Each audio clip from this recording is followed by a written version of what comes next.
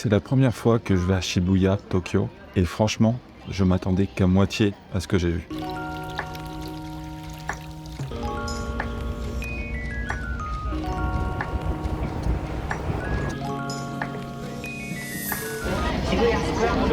Shibuya, c'est l'endroit cliché de Tokyo. Quand on pense à Tokyo, c'est à ici qu'on pense. Mais il faut savoir un truc. J'ai beau adorer le Japon, je n'ai quasiment jamais regardé de vlog sur le Japon. En fait, ce que je connais du Japon, c'est principalement ce que j'ai vu dans les animés, dans les dramas ou sur le YouTube japonais lors de mon apprentissage de la langue. Donc Shibuya, c'était une grosse étape pour moi et une vraie découverte. Une fois arrivé à la gare de Shibuya, direction la sortie Hachiko pour prendre la petite photo qui fait plaisir. Ça reste un emblème et le spot est vraiment sympa. Ensuite, petite décale et on est directement devant le Shibuya Crossing, le passage piéton iconique de la capitale nippone. Au passage, sur le chemin, j'ai rencontré une femme qui m'a gentiment offerte cette boisson en me disant Gambatte kudasai. Je sais que c'est une opération promotionnelle, je sais que le même genre de choses se passe en France, surtout si vous habitez dans une grosse ville, mais si vous apprenez le japonais, vous savez à quel point ces mots réchauffent le kokoro. Bref, Shibuya Crossing, en vidéo, ça a l'air énorme.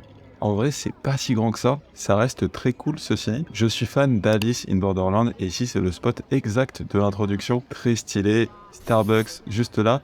Il offre une belle vue et le matcha était excellent. Franchement, le duo matcha latte plus vue, je recommande. Et pour les plus radins, vous pouvez vous faufiler sans boisson. De toute manière, ça vaut quand même le coup d'œil. J'en ai profité pour faire un tour dans le magasin au-dessus. Si vous êtes dans le délire otaku, c'est vraiment très chouette. Il y a des CD, des livres, des DVD et même des VHS. Et puis direction Harajuku, qui est en quartier de Shibuya. Oui, en gros, vous avez Tokyo, qui est divisé en arrondissements, et ces arrondissements sont divisés en quartiers. C'est très grand. J'y suis allé à pied déjà pour découvrir les environs.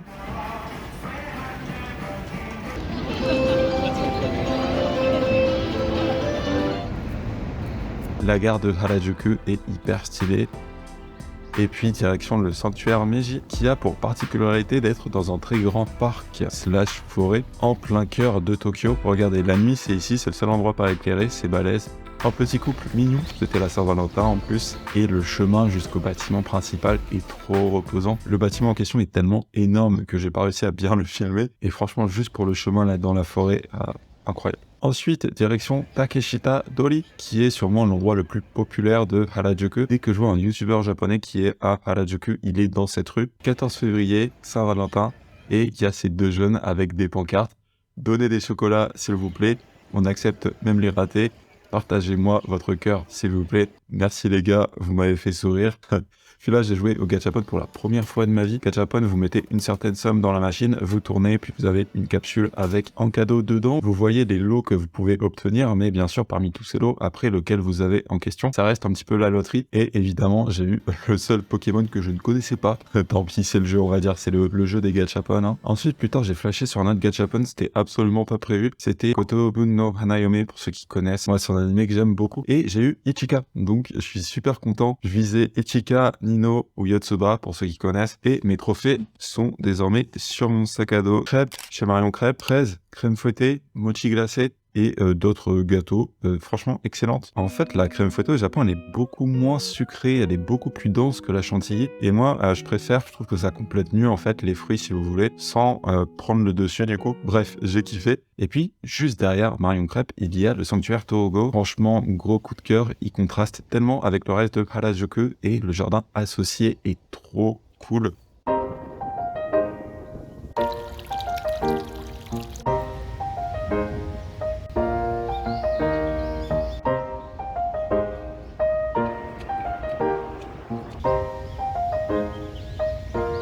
Et puis le soir, je suis retourné à la gare de Shibuya, au Shibuya Scramble Square pour être exact, qui est en fait un énorme building avec plein de magasins, mais surtout une vue magnifique sur Tokyo depuis la hauteur. 1800 yens pour l'accès en rooftop si vous réservez avant sur internet. Honnêtement, c'est un petit peu cher, mais la vue est vraiment incroyable. Moi, j'étais solo, mais il y en a qui ont sorti le grand jeu pour le 14 février.